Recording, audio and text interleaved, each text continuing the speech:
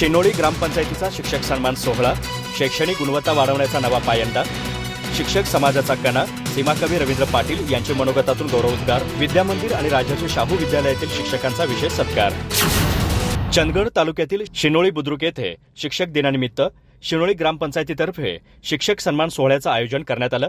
या कार्यक्रमात विद्यामंदिर शिनोळी आणि राजर्षी शाहू विद्यालयातील शिक्षकांचा सन्मान करण्यात आला. सरपंच गणपत कांबळे यांच्या अध्यक्षतेखाली झालेल्या या सोहळ्यात उपसरपंच पुंडलिक कवसेकर यांनी नवीन शैक्षणिक संकल्पनाचं महत्त्व विशद केलं. कार्यक्रमात विद्यामंदिरचे मुख्याध्यापक आप्पाराव ओमाना पाटील यांनी ग्रामपंचायत उपक्रमाचं कौतुक केलं. सीमाकवी शिक्षक रवींद्र पाटील यांनी आपल्या भाषणात शिक्षकांचं समाजातील महत्त्व अधोरेखित केलं. त्यांनी सांगितलं की शिक्षक हा समाजाचा कणा आहे, जो मुलांवर संस्कार आणि चारित्र्यवान पिढी घडवतो.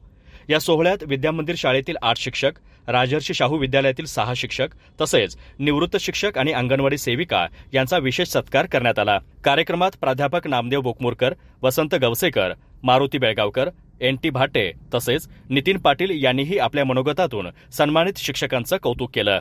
गावातील मान्यवर आणि ग्रामस्थांनी या उपक्रमाचं भरभरून स्वागत केलं. कार्यक्रमाचे सूत्रसंचालन प्रल्हाद गावडे यांनी केले, तर आभार रवी पाटील यांनी मानले.